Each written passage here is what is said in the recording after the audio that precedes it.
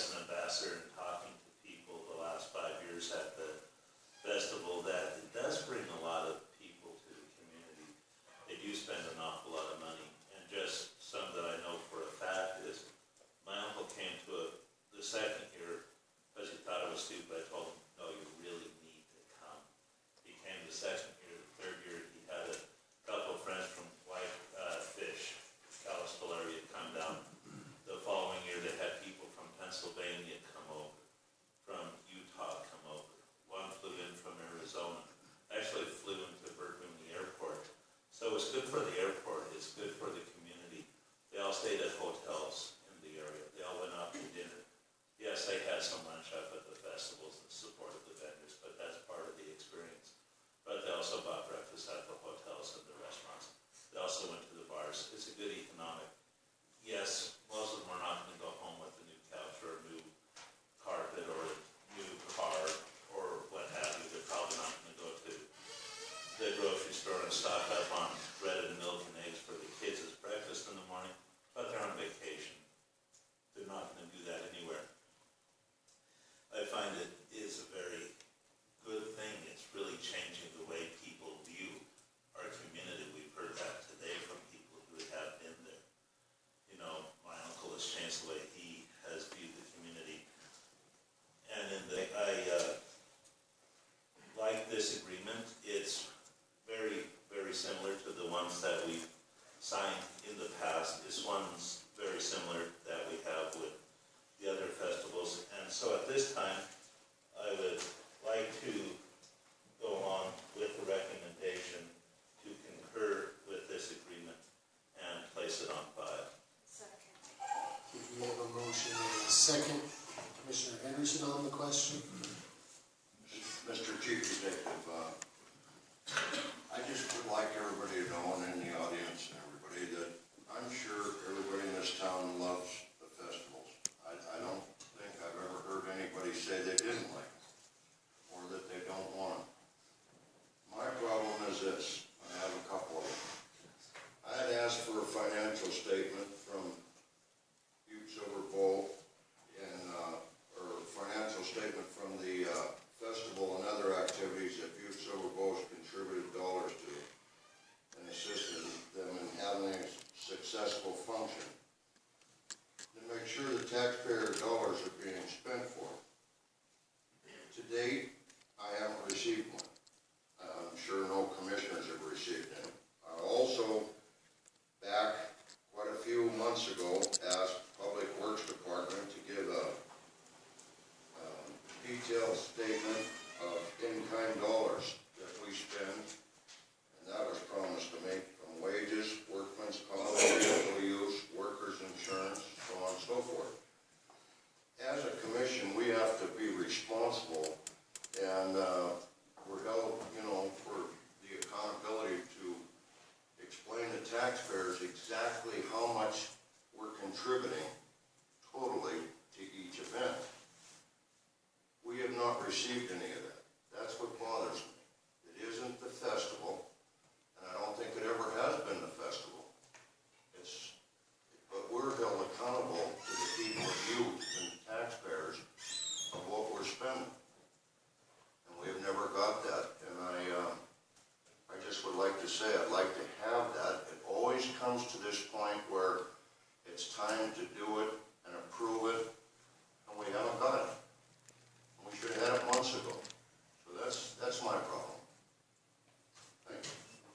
Thank you, Commissioner Henderson. Commissioner Morgan. Thank you, Mr. Chief Executive. I'm sure my fellow commissioners know exactly where I'm going to start with this comment.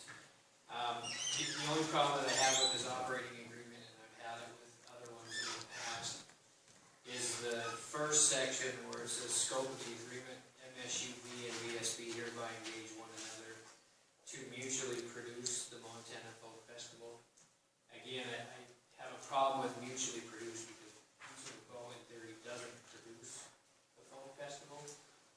So I would ask Commissioner Anderson if he'd be willing to change the language of that one, like I thought we changed it in some of the other previous ones, to just say engage one another to support the Montana Folk Festival and take out the mutually produced part.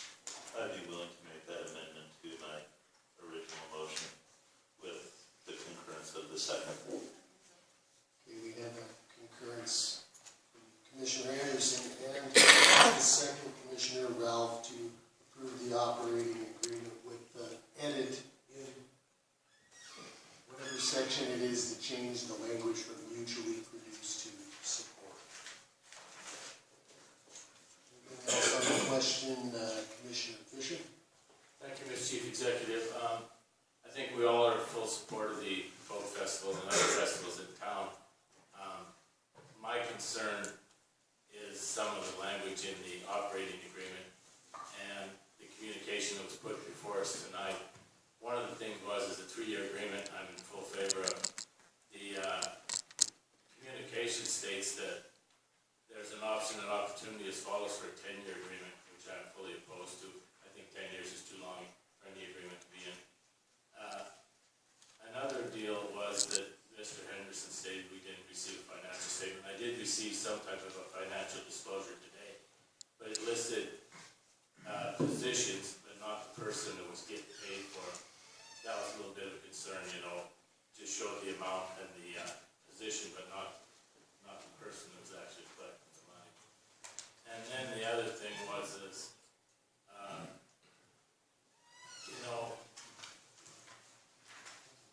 the money, like Mr. Henderson says, is, you know, all 3 festivals are getting money and it's coming out of different funds and things. And it'd just be nice if we could have it laid out in a simpler form to where we could see what's being spent on what and where it's coming from. And I think that would be a lot easier. But I fully support the festivals and I'm with the majority of the crowd. Thank you. Thank you, Commissioner Fisher. Commissioner Shaw? Thank you, Mr. Chief Executive. I also agree that this is a premier event. It's the premier event, in my opinion, of the tourism season that we have. It's stellar, and I have nothing but the best to say about it. I'm anxious to see what color our t-shirts are this year. But one of the things that I really enjoys this is the boilerplate, and Dan brought this up in an email, the boilerplate that we should have in our contracts that have to be the non-discrimination ordinance. I noticed that's not in here. So if we could please work that out, and I believe that's something we need to do. So, I guess we have a motion and a second on the floor. I don't know if there's anything more on the question. I know Jay Ellington, whose communication this is here.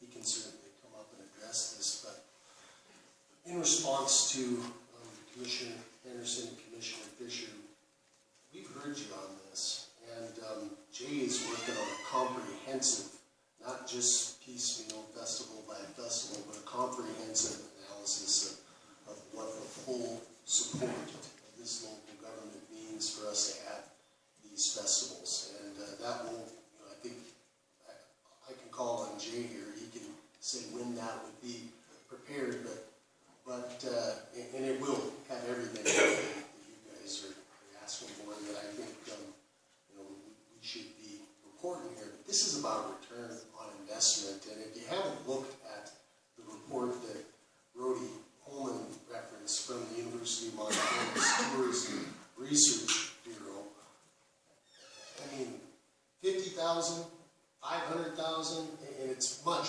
much less than that.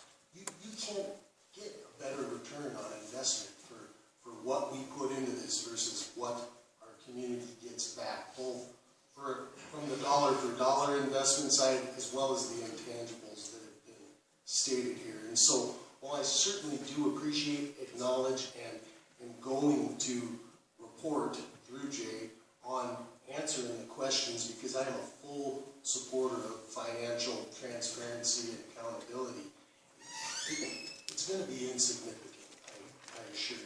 It's not going to change, nor should it change, the support that everyone around me up here, as well as all of the people out there, should have for this festival moving forward. And I know we talked economic development up here, and the ad hoc committee, and marketing has been one of the things that we talked about, and we are moving forward and making progress with coming up with better marketing for our community here in Butte. But in the absence of that marketing plan right now, this folk festival and the other festivals that we got, they're the best marketing plan and the best marketing vehicle that we have right now to get this community and what we have to offer, which goes far beyond just having fun and being able to take in all of the unique quality of life enhancements that are offered at the Folk Festival, the Irish Festival, Eagle Knievel Days, the fair, all of our special events here. It's that important. So with that said, I don't know if Jay, if you have anything to add, but there's Commissioner Shaw. Thank you. I would like to ask Commissioner Anderson if he would please amend his motion to include the non-discrimination ordinance references that we have now. Yes, I would be happy to do so.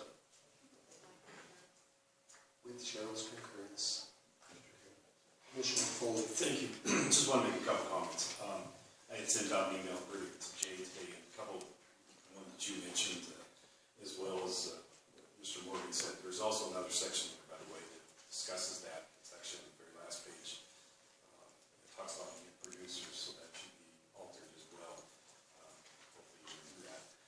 The one thing I'd like to say, though, is that, and I can partly agree with the Chief Executive on this, there is some positive things on this. I will support this.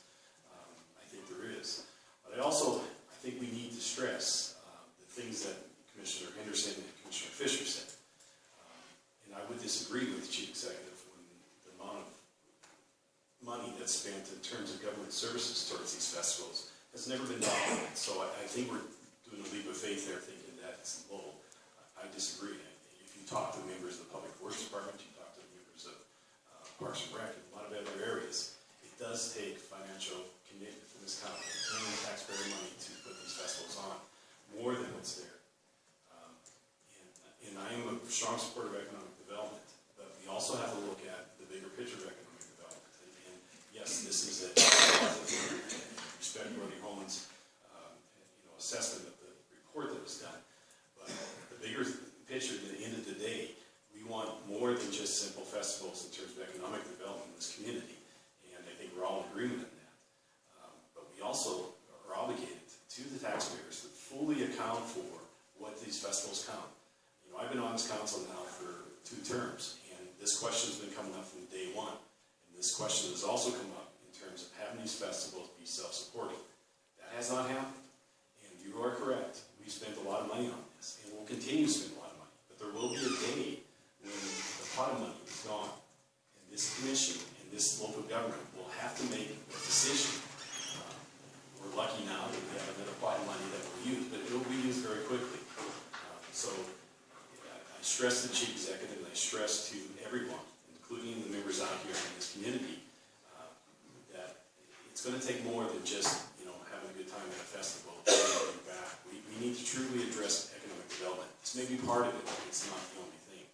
So again, I will support this tonight, but at the same time, I will believe that we need to continue to review this, and as a commission, demand to get the full accounting of the actual dollar amounts that is required to put on these festivals. So, I fully respect and appreciate those comments, and I actually agree with them. So with that, there's nothing else. Commissioner Anderson. Mr. Chief Executive, I would like to explain again we all love the festivals. It has nothing to do with that particular festival, what it does, what it brings in, the view, all the fun, everything else, but I can't vote for it if I don't know and I don't have the accountability of what's really going on. And so I was told I would have it this year. I did get it 2 years ago. We got a financial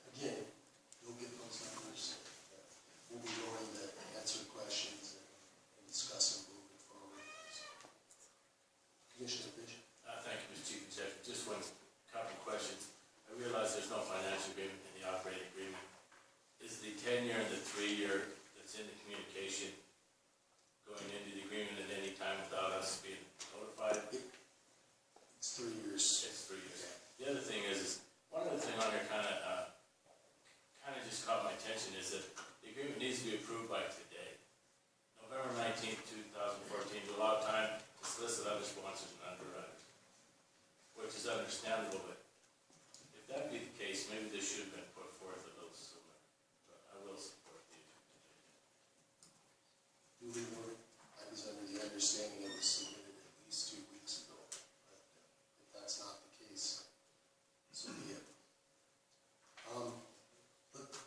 Let's do a roll call